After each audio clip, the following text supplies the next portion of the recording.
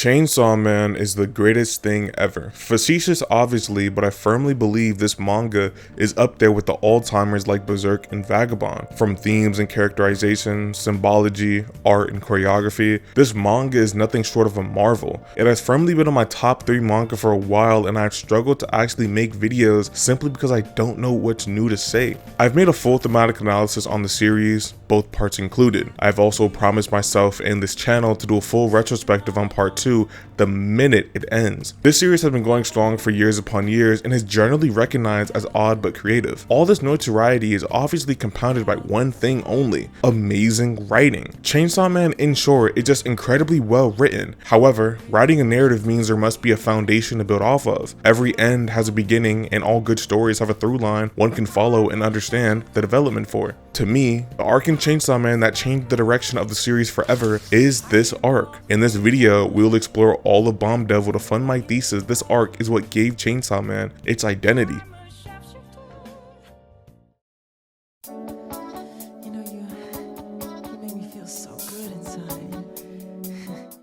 Chapter 39 is the start of the Bomb Devil arc, and is likely the most important chapter in the series. We immediately open up with Denji and Makima going on a date. This is obvious manipulation on Makima's part. She's moving forward with the carrot and stick gimmick for her ultimate plan with Denji. Despite this, she still looks to have fun. She's going to the movies to genuinely enjoy them. They end up watching movies all day, and they both conclude they haven't watched anything exceptional. I guess that My Hero Academia movie wasn't worth it.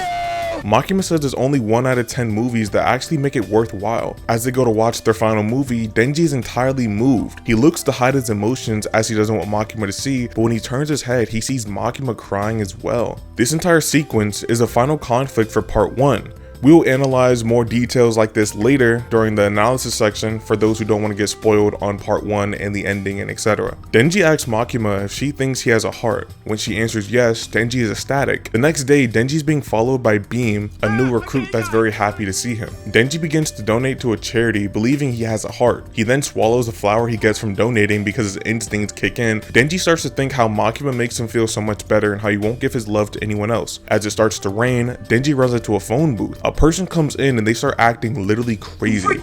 They randomly laugh and then just start crying. The person's excuse was that Denji's face resembled her dead dog. Denji, obviously confused, goes to mediate the situation and gives her the flowers he swallowed. She smiles and goes to thank him by telling him to stop at the cafe that she works at. The woman walks to the cafe, clocks in, and gets to work just to see that Denji's already there. We learn this woman's name is Reze. Reze thanks Denji with coffee, and here we get into a very important scene. Denji, who is literally physiologically trained to swallow any nutrient possible, doesn't like coffee. That's like you love playing soccer but you hate running. Why do we have this detail of Denji not liking coffee? There are multiple reasons why, but we can get into that later. For now, I think a far more pertinent discussion is Reze's initial reaction and interactions with Denji. Why did Reze laugh and immediately start crying? One interpretation is that Reze started to actually develop feelings for him. She let her mask slip because Denji was just that guy to her. I personally disagree. I think a better interpretation is that Reze was thoroughly surprised that Denji was there as her plan wasn't in motion yet. I believe she was genuinely shocked and impressed by Denji at the same time. I do think she was physically attracted to Denji at this point, and she perhaps tried to dilute her own feelings by comparing him to a dog. Naturally, this has more thematic implications than Reze would know. She's unconsciously trying to get Denji to submit to her and be as obedient as a dog. I also like to believe that Reze only started blushing after Denji gave her the flower. This is also why she ran in so fast and didn't let Denji get a word in.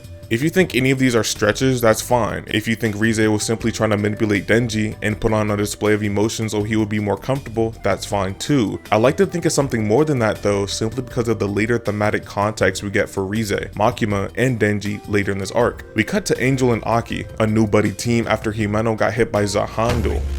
Aki argues they need to work harder to get on the division to kill the gun devil. Angel says he doesn't care and he'll rather die than work. They defeat a devil and see an average devil hunter half dead inside the corpse of the devil. Aki asks Angel to put him out of his misery painlessly, but Angel says no, and he thinks humans should die in pain. Aki says he can't even pretend to like him, and Angel is indifferent. Back to Denji, he had lunch at her cafe for the 7th day in the week. This guy is perping for the hose. Reze asks him why is he there at the cafe instead of school or something. Reze calls him a rare breed. Interesting dog metaphor metaphor here. Reze forces herself on Denji, saying that she wants to sit with him even if he doesn't want to sit with her. We see here that Denji externally doesn't want to engage more with Reze out of his own love for Makima, but internally he betrays this by going to the cafe nonetheless. Denji says going to school with Reze would have been fun. Reze then immediately says they should go to school after dark. Then we immediately see some cracked out Tucker type of dude talk to the Typhoon Devil. I have enough for all of Tucker's asshole friends. Tucker! Tucker! Tucker! Hey. This is a really good misdirect, which actually ends up being pretty interesting thematic setup for what part 1 is all about. Chapter 42 is titled Teach Me How to Swim. Denji and Reze are in school after dark, and Reze starts giving him questions like she was his teacher. Reze gets surprised that Denji has never gone to school. She asks him if he thinks it's bad, and Denji doesn't know. Reze asks if it's alright for a 16-year-old boy to be hunting devils for public safety instead of going to school and being somewhat regular. Denji says it's cool because he gets 3 meals a day and is able to sleep in a bed. Reze says that's the bare minimum in Japan and he shouldn't be excited about that. Interesting that she says in Japan. They go to the pool and Denji reveals that he can't swim. I didn't know Chainsaw Man had black representation. Reze says he'll teach him how to. They swim for a bit, then go inside only when it starts raining. Reze asks him if he would rather be a town mouse or a country mouse. It cuts to Angel and Aki where they explain the differences. The town mouse gets better food with far more danger, while the country mouse trades food for peace and stability. Denji and Aki are town mice while Reze and Angel are country mice. Denji and Aki are town mice because they generally do not care about their well-being in response to their greater goal. They're willing to risk being killed just for a brief bliss in the city. However, while the threat is small, Angel and Reze being country mice makes sense as they were stripped of their agency to choose. They were both forced to be in the city, so they defaulted back to the country, hoping to regain the same stability that they lost. Reze laments his answer, then asks if she can go to the bathroom. As she goes to use the bathroom, Tucker from before comes out and starts chasing her. While this happens, Denji reflects on his love interest and asks Pochita which would he choose. A very interesting line, as Denji is looking for advice as well as confiding in Pochita. Even more interesting is the fact that Reze and Makima represent the town mouse and country mouse respectively. Reze is giving Denji real romantic interest at a dangerous price of her duplicitous motivations. Meanwhile, Makima's option is a lot safer as her plan is well mapped out and Denji already has experienced multiple things with her. This is Fujimoto cleverly showing Denji's own conflict for what he really wants. Denji himself throughout the entire story of Chainsaw Man, even up to part 2, struggles with what he really wants, and this panel is filled with depth about him trying to answer that. Reze runs to the top of the school and asks who Tucker is. Tucker explains his plan to gouge out an eye and etc. while Reze hits this dude with some spin jutsu. As she kills him, she sings a Russian lullaby. Reze acknowledges the Typhoon Devil as being the reason they're trapped inside the school. Typhoon apologized, deciding they had no idea it was Lady Reze, whatever that means. On their next date, Denji and Reze go to a carnival. They look over a hill waiting for some fireworks. While waiting, Reze asks for Denji's attention. She says she doesn't like Denji's situation and the government shouldn't be using a 6-year-old boy like that when he obviously doesn't know any better. She comes out and asks Denji to run away with her. She says she will make Denji happy and protect him the entire time. If you didn't get it yet, she even says please. Denji is obviously skeptical and asks how this can be possible. Reze says she might know someone who can hide them and eventually they might be able to go to school together. She says it's all because she likes him that she's making this offer. Denji declines her offer, however. Denji says it's because things are going so good at his job that he isn't willing to throw it all away. Reading in between the lines, Reze understands that Denji likes someone else too. Reze also understands she can't bring a town mouse into the country. Reze goes to kill Denji but is then saved by Beam. Reze reveals herself as the Bomb Devil. Beam tries to protect Denji but gets double pumped. Aki is sparring some people in his past when Beam comes to get protection for Denji. Beam reveals that Reze is allied with the Gun Devil. Aki, being the genius stallion that he is, asks how does he know that. Beam doesn't answer and Aki forces the answer out of him. Beam says he can't tell because he promised Makima. This is some of the craziest foreshadowing I've ever seen. Way better than anything in Attack on Dick. Reze in her human form comes to the building and we get even more foreshadowing. We get some incredibly cool action sequences throughout the next few chapters. Assuming you've seen the movie, this was genuinely in-fucking-credible to see animated. Reze catches up to Aki and she says she wants to keep the killing to a minimum. Denji gets revived and goes to comfort Reze. He starts yelling at Reze saying that every woman he meets tries to kill him. Denji, are you really gonna tell the audience the avant-garde motif about your character writing? Denji exclaims how everyone just wants his chainsaw heart, but not his own. Reze responds saying that she does. Aki interrupts, telling Denji not to be gullible. Denji yells that it doesn't matter because he has makima. Now I personally believe that Reze knew Denji was interested in makima because of the multiple allusions to a connection there is, as well as a future major plot point regarding the gun devil. Denji and Reze start scrapping. Denji gets hit with the nastiest combo I've ever seen. After winning, Reze walks away and Aki sneaks up on her, hitting her with an Ike side B. This scene is incredible, and I mean genuinely incredible foreshadowing. Angel talks to a dying human to revive Denji.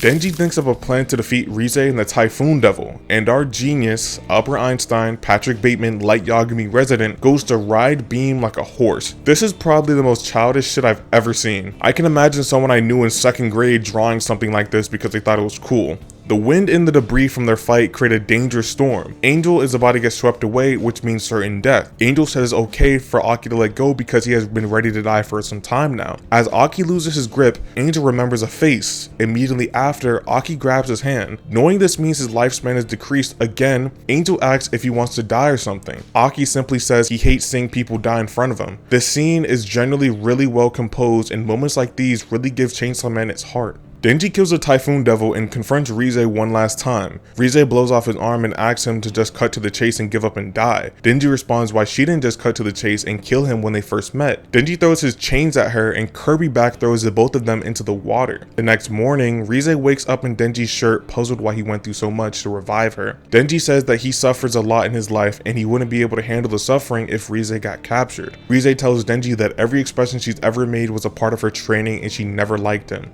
Denji hears this, then asks if she wants to run away with him. Reze appeals to his morality, saying that she has killed tons of people, and Denji just responds saying that even if she was lying, the truth is she still taught him how to swim. Reze gets in close, then breaks his neck or something. On the floor, Denji yells at Reze that he'll be waiting in the cafe this afternoon. Denji almost drowns. I won't cover the final chapter and scenes and the recap as they're way too special for me to recite the literal events of. Instead, I hope this recap section was able to shine lights and allude to important detailing within the theming. I don't usually make recaps in my videos because that's pretty lame in my opinion, but I want to stress how these events are incredibly important. Everything mentioned in the last 15 or so chapters has so much importance it can't be understated. Even idiot characters like Beam that were just introduced have a good amount of relevance to later plot points within the general reveal of Rize's identity. Even if you want to keep it purely surface level, this arc is incredibly entertaining. It develops two strong dynamics that are easy and fun to follow, incredible art, and a cathartic ending that plays on so many things already built up and well established within the characters. Generally speaking, this is good just as entertainment without the analysis. Also, generally speaking, this shits on Jujutsu Kaisen and anything Akutami has or will ever make. You know, you make me feel so good inside.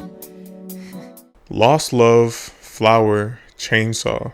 One of the first things I need to say that I've been alluding to this entire time is that Reze loves Denji. Maybe love is a strong word, but Reze is incredibly interested in him. Let's chronologically revisit all these pieces of evidence. In chapter 42, Reze tells Denji she'll teach him things he doesn't know or can't do. She'll teach him everything. There is zero reason to say this for any plan or whatever. She genuinely believes this and teaches Denji how to swim because she likes him. She then asks what type of person he is with a town mouse question. She doesn't kill him this night either. They just plan another date for the next day. Only at the end of their date, after asking him to run away together, showing real compassion by saying please, then realizing he likes someone else, is only when she decides to kill him. Denji asks why does no one care about his heart, and Reze answers that she does. It is only the pragmatic Aki that tells Denji not to be gullible. Reze hears Denji likes Makima and says even if they had run away it would have been pointless. Fujimoto is literally godly with the misdirects. Reze says she does like Denji, then Fujimoto has Aki say that she's lying. Reze says it would have been pointless because Denji likes Makima.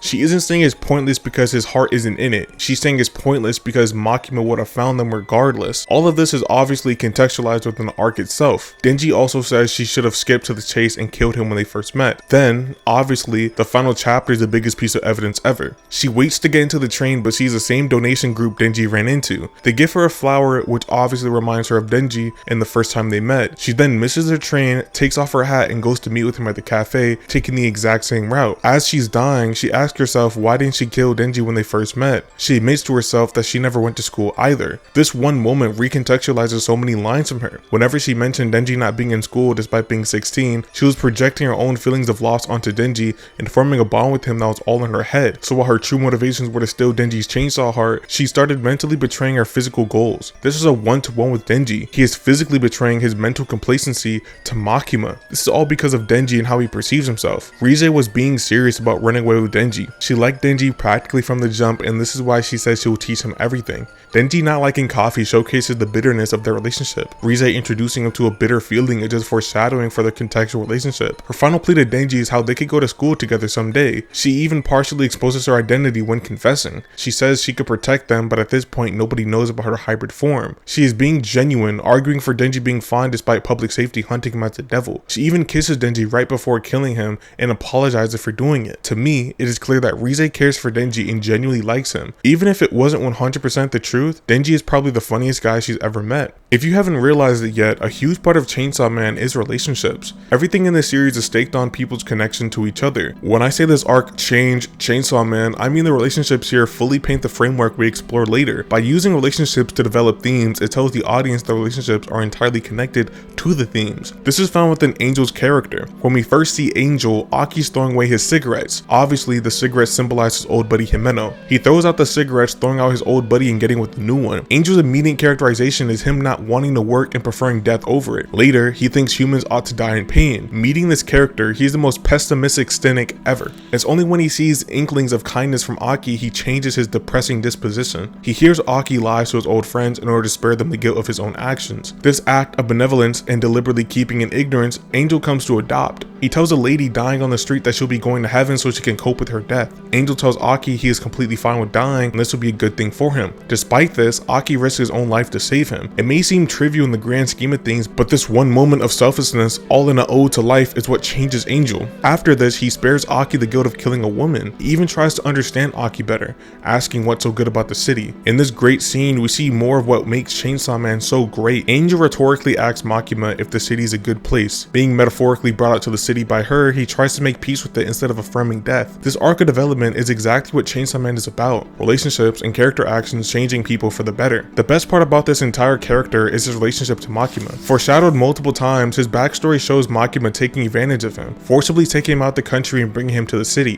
One thing I love about Makima is how she misunderstands the core themes and ideas inside the series. Makima says she likes the country mouse. The reason why she likes the country mice is because of her experience watching them be hunted on a farm. This reasoning is also a double entendre. Makima is telling Reze and the audience that she likes the country mouse because it is satisfying when it finally meets its end after the dog helps corner it. However, Makima herself is stating what the literal country mouse is. She is missing the entire symbolic POV from the mouse. She seems to be unaware of the value it has metaphorically, with one valuing peace and stability. With what Reze implies, she knows Makima go after her and find her if she left with Denji. She goes to meet with him knowing that it could be the very last thing she does. There are a lot of parallels between most of the key players within this arc, most notably Reze. As I said earlier, Reze projects a lot of her own experience onto Denji. She views herself in him because of their corrupted youth. Their youth and experience and lack thereof is perfectly symbolized in their most intimate moment. Reze teaching Denji how to swim is an incredible moment narratively and for the individual characters.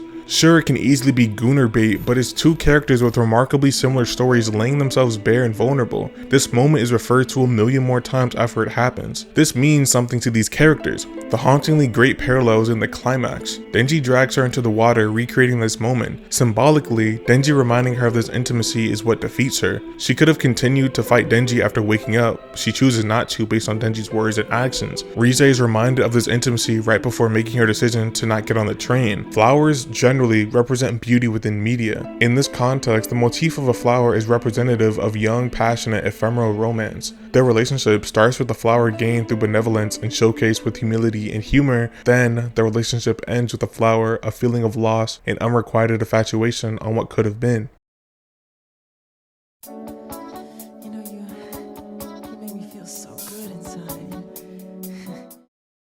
Pieces of foreshadowing I didn't cover in the analysis section that I should, since I already mentioned it already, are yeah, here it goes. Beam saying that Bomb is Gun Devil's ally seems like obvious foreshadowing after reading all of part 1. The Gun Devil is controlled by pieces of the government to maintain general stability, and the Bomb Devil is just an agent controlled by the government as well. This is likely why Typhoon says Lady Reze, as she is known for being a stepper, aka an agent. When Aki goes to slice off her arm, this is a literal parallel to the ending of part 1. Hiding in corpses, the female antagonist dominating the fight thinking they won, getting caught off guard by a sharp weapon, completely decimating their body. It just makes sense to me that Denji would use Power's blood to make the chainsaw and Aki's move to get it off. The final piece is Rize's secret identity. We find out that Reze is a white room kid that basically had no childhood or agency and just a drone by the government to be controlled. The weird foreshadowing for this is Aki's friend saying she looked incredibly familiar. If you were to twist my arm and ask me how this is foreshadowing, I wouldn't really be able to tell you how. I wouldn't really be able to tell you why. Aki's friend likely wouldn't know anything about the white room, nor does his dialogue contextualize what we find out. Despite this, on reread, it feels like foreshadowing. We know Chainsaw Man was thoroughly planned out, so it doesn't feel like a complete stretch.